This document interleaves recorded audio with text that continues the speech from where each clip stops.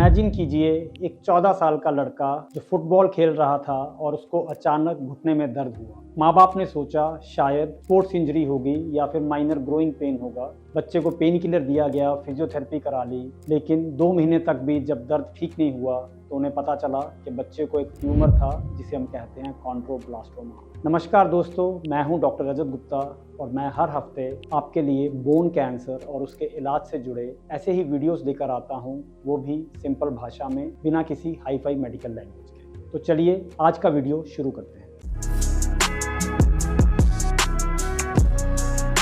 कॉन्ड्रोब्लास्टोमा का नाम शायद आपने पहले कभी नहीं सुना होगा, लेकिन ये एक रेयर बेनाइन एग्रेसिव ट्यूमर है। मतलब कि ये कैंसर नहीं होता, लेकिन हड्डी को बड़ी तेजी से खोखला कर देता है। ये आम तौर पर 10 से 25 साल की उम्र के पेशेंट्स में होता है, यानी कि बच्चों और टीनेजर्स में होता है, और ये कॉमनली जॉइंट के पास ही होता है। कॉमनली ये घुटने के आसपास होता है, बट होने को ये शोल्डर में भी हो सकता है, पेशेंट के हिप जॉइंट में भी हो सकता है। और अगर सही समय पर इसका इलाज ना किया जाए तो ये जॉइंट को परमानेंटली डैमेज भी कर सकता है। इससे पहले कि हम बात करें कि कॉन्ड्रोब्लास्टोमा के सिम्टम्स क्या होते हैं, हम बात करते हैं कि आखिर कॉन्ड्रोब्लास्टोमा होता क्यों है। देखिए, कॉन्ड्रोब्लास्टोमा होने का कोई स्पेसिफिक रीज़न नहीं होता। ये किसी एक्सरसाइज से, कोई इंजरी से, या फिर किसी तरह के खाने पीने से या ना खाने पीने से नहीं होता। ये एक रैंडम डिजीज अक्रेंस होती है जो कि किसी भी बच्चे में या टीनेजर में हो सकती है। ये फैमिलीज में रन नहीं करता, मतलब कि ये माँ बाप से बच्चे में या बच्चों में उनके बच्चे में नहीं जाएगा। तो अब बात करते हैं कि इसके सिम्टम्स क्या होते हैं।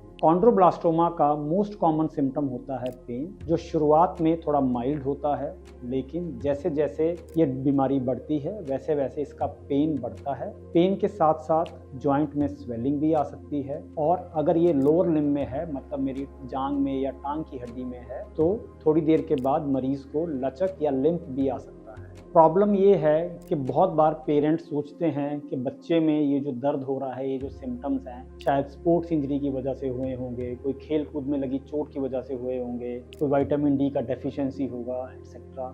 और इसके चलते मरीज़ का इन्वेस्टिगेशन और ट्रीटमेंट दोनों डिले होता है। तो अब बात करते हैं कि आखिर इसको डायग्नोज कैसे किया जाता है। जब भी किसी बच्चे को ऐसे जॉइंट पेन आता है जो कि समय के साथ बढ़ रहा हो, तो सबसे कॉमन इन्वेस्टिगेशन जो हम करवाते हैं वो होता है मरीज़ का एक्सरे।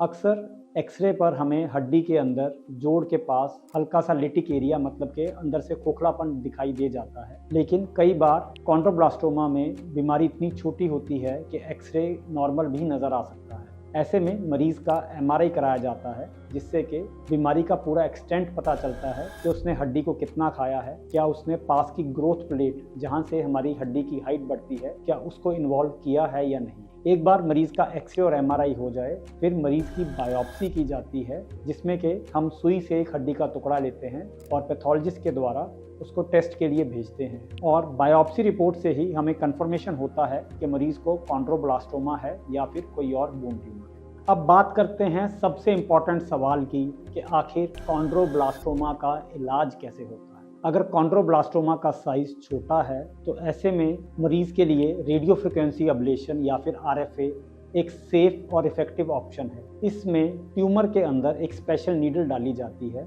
जिससे कि ट्यूमर को काफ़ी हाई टेम्परेचर डिलीवर किया जाता है और ट्यूमर के सारे सेल्स उस हाई टेम्परेचर से मर जाते हैं, वो भी बिना किसी बड़ी सर्जरी के, और मरीज़ अगले ही दिन अपने घर वापस जा सकता है। लेकिन अगर कॉन्ड्रोब्लास्टोमा बड़ा है या फिर हड्डी को इतना खोखला कर चुका है कि उसमें फ्रैक्चर का रिस्क है, तो ऐसे में मरीज़ की सफाई वाला ऑपरेशन किया जाता है, जिसे हम एक्सटेंडेड क्यूरेटाज कहते हैं। और सफाई करने के बाद उस डिफेक्ट को हम बोन सीमेंट या फिर बोन ग्राफ्ट से भरते हैं। मकसद ये है कि ट्यूमर का कोई भी सेल हड्डी के अंदर छूट ना जाए और बीमारी वापस ना आए।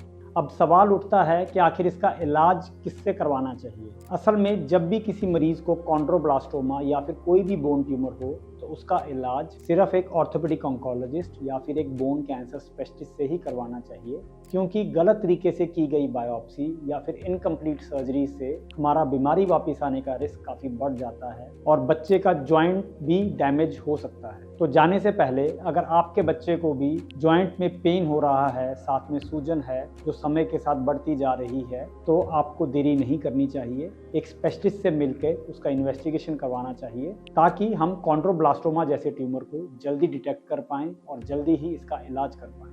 उम्मीद करता हूं आज का वीडियो आपको अच्छा लगा होगा और आपको कुछ नई जानकारी मिली होगी। अगर आप हमारे चैनल पर नए हैं तो आप हमारे चैनल को सब्सक्राइब कीजिए ताकि ये वाइटल इन्फॉर्मेशन ज़्यादा से ज़्यादा लोगों तक पहुंच पाए। तो मिलते हैं अगले हफ्ते एक नए वीडियो, एक नए टॉपिक के साथ। Thank you.